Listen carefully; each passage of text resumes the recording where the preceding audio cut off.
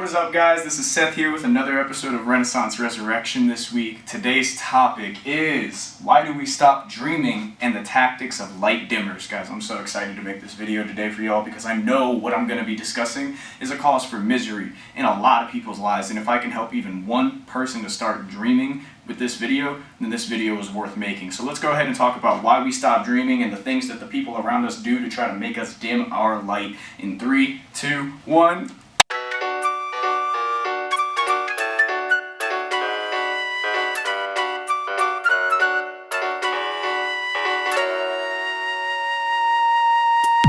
Alright guys, so the very first thing I want to discuss here is what it means to dream. And so I thought about this really long and hard when I was at my office working late the other night. I asked myself, what does it really mean to dream? You know, we use those words all the time. Follow your dreams, but in order to have a dream to follow, you must first dream. And once we're no longer kids, most all of us stop dreaming.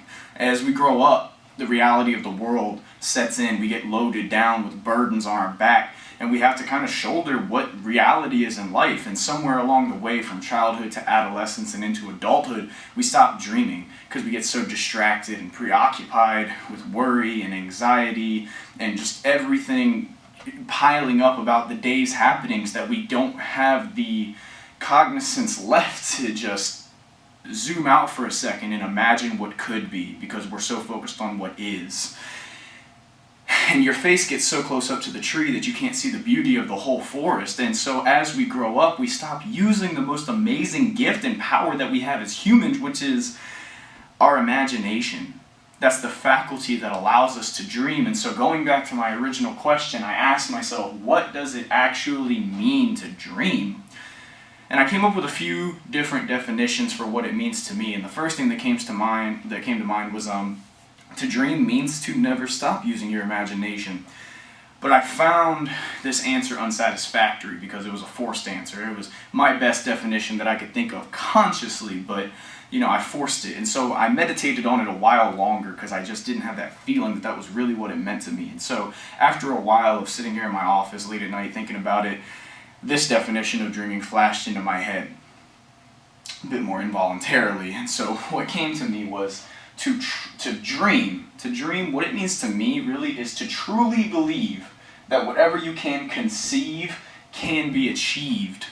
So let me break that down. To truly believe, like a little kid believes that Santa Claus is real, like we believe that the sky is blue.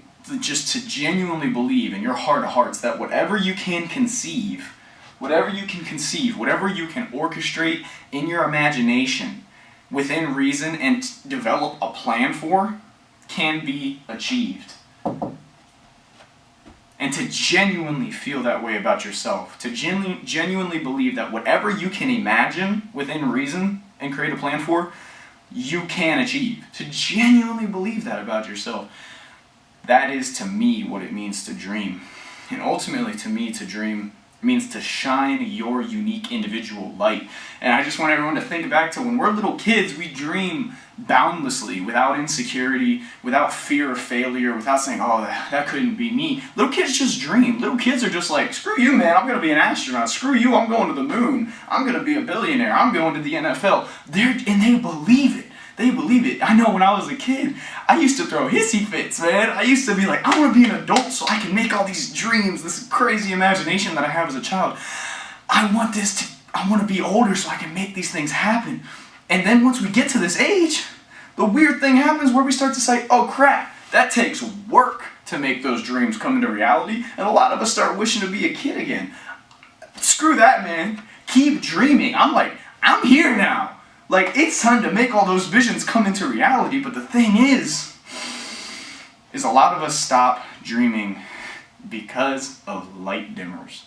What is a light dimmer? What do I mean by that? So a light dimmer is a person who works the same way with positive energy as black holes do with light. They suck it up faster than anything, never to have it be seen again around them. And light dimmers are people that discourage us from reaching for everything that we are capable for in life because we make them uncomfortable. And above all, I believe that light dimmers are the most common cause of people to stop dreaming in life because they have stopped dreaming themselves. And so whenever they see someone who is still dreaming, it's painful for them. And so now what I want to do is I want to talk about what I believe to be the 3 most common tactics that people use to make you dim your light. What the light dimmers, the 3 most common tactics that they use. So the very first tactic is insults. You start telling them about something that you're having a lot of success with, you're excited about, you're doing good in, you tell a light dimmer something like that, and then they say, oh man, you need to calm down, bro, you're getting a little full of yourself. You sound cocky. I mean, who do you think you are? There's people that are so much better than you and what you're talking about. You literally couldn't even compete with them. Be realistic, dude. I mean, you're smart, but you're not that smart. And what causes it, and by the way, every single one of those things, that's all things people have told me. All things people have told me. And what causes these insults is insecurity. That's the cause of insults from light dimmers. The more you attack someone, though, instead of taking inspiration from the good they do, the more insecure you make yourself look. It's very unbecoming. It's very unbecoming. And the more you attack someone for doing good, the more it exposes you as a light dimmer. But the more you rejoice in the success of others and take inspiration from it, the brighter you yourself and the people around you will shine, because they don't feel like they have to dim their light around you. Now, the second tactic of light dimmers is discouragement. You start telling them about an exciting idea that you have, something that you want to get started on. Oh, bro, you're not good enough to do that yet. You need to get some more practice. Or, oh, I'm sure there's already people that have thought of that. You're probably a little late to the party, Or they'll laugh at you. They'll say, are you kidding me, bro? That is such a stupid idea. No, that's terrible. Don't waste your time on that. But the thing is I wondered, what causes people to try to discourage us like that? What causes people to want to laugh at you? What causes people to want to say, oh, people have already done that? Or what causes people to want to discourage us? The cause is lack of self-belief. It's that when you tell someone about something that you're starting to undertake, if they could not see themselves succeeding in what you're undertaking, they will tell you that you can't do it. When someone points one finger at you and says, you can't do that, there's really 3 fingers pointing back at them. And, people will sell you the limiting beliefs that they have bought on why they can't do something so that they don't regret their purchase and feel lonely in it. You know what I mean? So people will try to discourage you so that they don't have to watch you succeed in something that they know that they could never do. And the third and final tactic that I'll discuss here that light dimmers use to try to keep us from shining our light brightly is negative reminders. So a negative reminder is when a light dimmer will remind you of either your past failures or name people or their own past experiences in what you're trying to do to try to keep you from beginning. And so it'll sound something like, oh yeah, man, no, I hear you. I wanted to be a business owner. I wanted to be super successful, but then I got older. I saw the reality of life. I started having to pay bills, and I was just like, God, man, it's just so hard. Oh yeah, what you're talking about, that's literally just like what my uncle did, bro. He got screwed, man. Don't even try that. Just anything where they will name somebody else who failed or their own failure to tell you why you will fail. That's what a negative reminder is. Or they remind you of your own past failure on why you should never try again, when in reality, failure is the stepping stone to success. Failure is only permanent if we accept it to be that way. Otherwise, it is just a temporary setback, and with every single failure comes the seed of an equivalent success in the future because you learned the lesson from failure. So they use this tactic of negative reminders because misery loves company. There's no truer saying than that. Misery loves company. Suffering is not nearly as bad when you have another person next to you who's going through the exact same thing you're going through. Suffering's not nearly that bad. So if you start showing signs of ambition to a light dimmer that's close to you, that's lost their ambition, they will immediately find every negative reminder to throw at you and to give you every reason to tell you why your idea is terrible and is going to fail because of past experiences. And so now that I've gone through these 3 different tactics that I believe to be the most common tactics that light dimmers use and the cause of each of the use of the tactics, I want to talk about the underlying root cause of all of these behaviors and light dimmers. Like, sure, the root cause to insults is insecurity. Sure, the root cause to discouragement is lack of self-belief. Sure, the root cause to negative reminders is that misery loves company. But what's the root cause to insecurity? What's the root cause to lack of self-belief? What's the root cause to loving company in your misery? The root cause, I'm a beautiful artist, aren't I? You see my roots? My squiggly red roots that don't look anything like roots? Yeah, the root cause to these three things is fear. The fear is that if you keep growing, if you keep shining your light brighter and brighter, if you keep dreaming, that the light dimmer will be forced to realize that they've been living in a dark, damp cave their whole life. And the brighter that you shine, the more that they get forced to realize it. So you must beware of fearful individuals, because these people are absolutely the worst company to have around.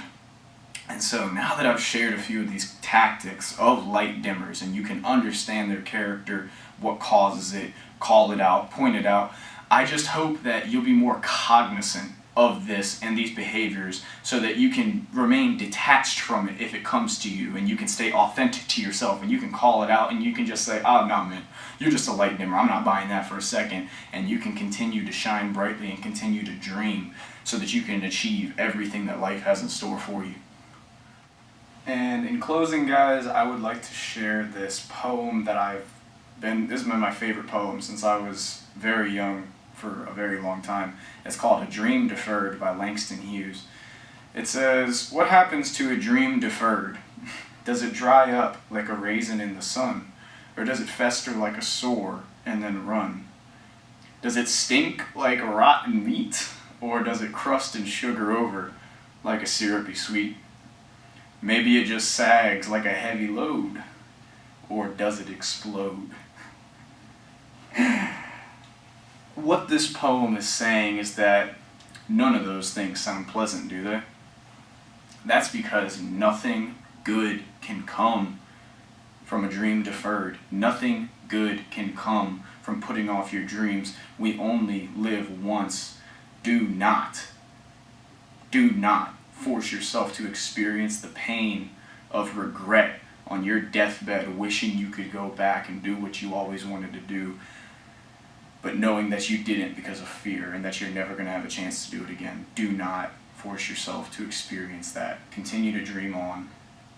And understand this, you have a universal obligation to dream.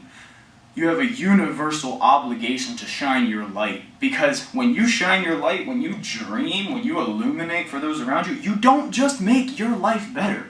You make the lives of every person that comes in contact with you better. It is selfish if you don't shine your light, because if you don't shine your light, then that means that there are other people that will continue to have to suffer in the dark that you could have been the light for. You could have been the positive effect that caused someone's life to have meaning, that caused someone to have purpose, that caused someone to get out of a rut.